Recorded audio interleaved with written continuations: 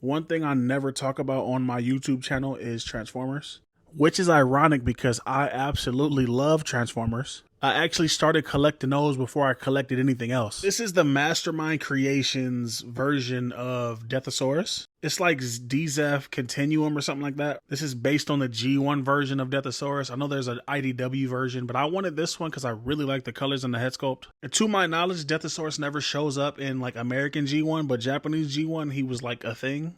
Once I read about the character, it made me want to get the figure because this guy's like, he's like Megatron, but he doesn't like use his people as cannon fodder. He thinks his people are worth saving.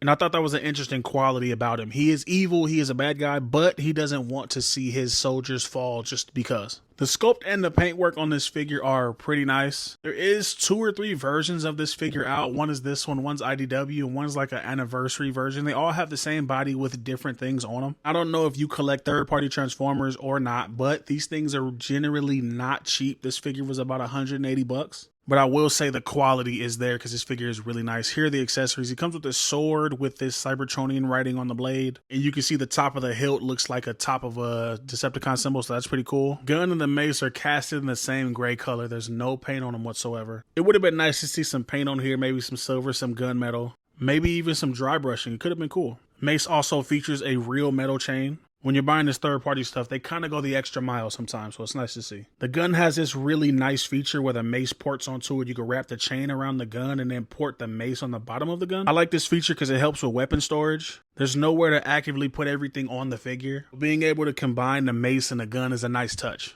And it looks pretty cool when he's holding it too. I'll show you that in a second. I do want to talk about a major gripe I have with this figure and the fact that this head part does not connect to the body. It just sits there, so if you're articulating the head, the whole chest will fall forward. That's really annoying. Another extremely annoying thing is the red and blue chest piece will come off randomly. Like if you're posing and bump it, that thing will just fall off. This head assembly not pegging in or clipping in anywhere is a big oversight. Not having a better connection for the chest piece is also a huge oversight. I'm telling you, this thing will fall off if you look at it crazy. See why this is an issue though? Because the IDW one was designed first, and I think this was redesigned, and that one only takes this blue piece, so the peg system is a lot different. It clips on way better. But when they did this, they wanted to incorporate the 2 breast machines. I think that's what they're called. And they gave a whole different peg system, and it's really annoying. If I didn't want this thing to transform, I would glue this on. I'm not even going to lie. I glue Transformers together all the time. And you could push this on as hard as you want. It's going to fall off. Like, it's annoying. I did want to roll right into articulation because this thing has a really nice amount of it. The head will go any which way you want. It's a ball joint, and it has a lot of range. He looks up really high, down, to get the tilt, left, right, 360, anything you want. Wings are also articulated, which is a nice touch. They go up and down, in and out. So they'll get out of the way of any pose you want to do. This thing can pose. I will show you some in a second. Also separate. I'm not sure which mode it's for, but that's a feature, so you can do it if you want.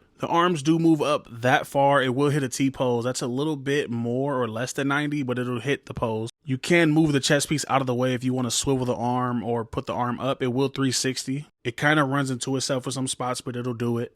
You also do get a bicep swivel at that gray piece. You get a double jointed elbow, but it'll run into itself. It also does have finger articulation. I'm not really sure why though, because they don't spread out. They just move like up and down to hold weapons. These probably should have been on a ball joint like the thumb. The thumb kind of moves more than the rest. As I'm running through the articulation, this is probably one of the more articulated Transformers I have in my collection. Third party usually does a really good job when it comes to articulation because they have the time to make things better. And there's also not a lot of red tape they have to go through to make things better. Because a fully transformable figure with ab crunch is really nice. Also for the hips, the skirt does get in the way, but fortunately all the skirt pieces will move out the way so the hip can go all the way out. It'll also kick forward. All this stuff is ratcheted, so it'll stay in place, which is probably for the better because the feet are die cast and they probably weigh everything down if it wasn't. Get a thigh swivel in there, double jointed knee, kind of double joint. It's not double jointed, but it doesn't get the double jointed range, so it's technically not double jointed, but there is 2 joints in there. Now for transformation, this thing transforms really easy. I think I looked at the instructions one time and it flows. One thing about some transformations, especially third-party stuff, is they can get kind of lengthy. Like the Magic Square Optimus Prime, it transforms really good, like the robot mode to truck mode, but it's a pretty long process. This one is not that long considering it just transforms into a giant chicken. I will say the hardest part about this transformation is probably this head, because the way it tucks in and the way it's in the body, it kind of sucks. There's a horn that pegs into a hole and sometimes it's hard to get out. But once you figure it out, like I said, with the rest of the transformation, it is pretty easy. Another difficult thing is tucking this robot head into the chicken chicken chest. It takes me a few tries to get it right. I normally turn the head to the side, but there's a way you have to do it. It's like a sweet spot, you can say, to get it like just right. And then once you do, it folds into how it's supposed to. Also, the chicken neck pegs into the bottom of the base of the robot mode head, so it locks together. I wish the robot mode did that. And you're just gonna wrap this up with the feet. Everything opens up and folds into itself, so it's really a effortless transformation, you could say. Once you get the feet all folded up, the thighs literally just peg into themselves and it locks everything together. One really cool thing is that these arms swivel down into peg ports, and you have this little lever you can peg in. Now, it's hard to do with your fingers. I use pliers. It's not that big of a deal, and it locks those legs in. One thing to watch out for too is you have to put these hands in a certain orientation or they won't swivel into the arm. Once you get it right, they pop in. There is a little piece on the back of it that pops out to help it, and then you'll get everything how it's supposed to be. Swivel this around, swivel the feet down, open up the toes, and you got chicken feet. I'm just gonna wrap up the rest of this transformation just with little adjustments to make it look how I want it to look. I did forget to peg the tail in. The tag pegs between the toes on the robot mode. You just put it there and everything clips together. And then here is this chicken dragon space thing you got. I could be on the other side of this, but I think this mode looks so much better than the robot mode. I don't know why. I really like this mode. I didn't show it, but here are the breast like animals he has. One's a bird and one's like this tiger lion thing. You know, I'm sitting here doing this voiceover, and I honestly thought voiceovers would be shorter. I thought I would have more time to do reviews, and I don't. It's like the same amount of time, honestly. But I did want to show off some poses. This thing can pose pretty good.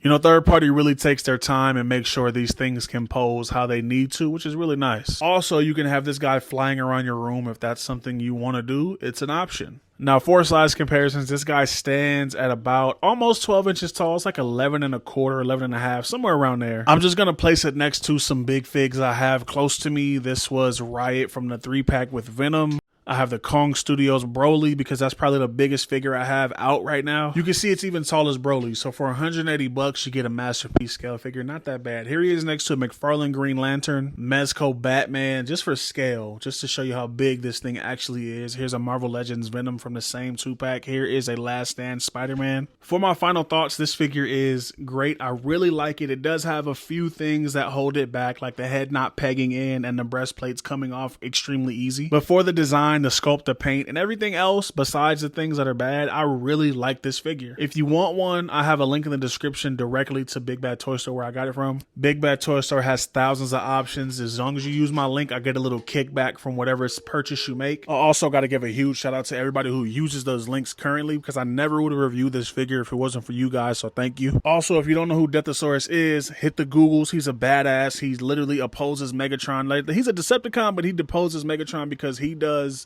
heinous things with his people, and Deathsaurus just does not approve. I think he's only in G1 for Japan, so you're gonna have to look that up if that's the way you want to go with it. Also, let me know in the comments if you want me to review Transformers. I have a ton of them, I just never talk about them, so that'll be something interesting to see. And if you like this video, check out one of these other videos on the screen. You know, YouTube wants us to lead you to other videos that we make instead of just putting it in recommended, so check out another video if you can.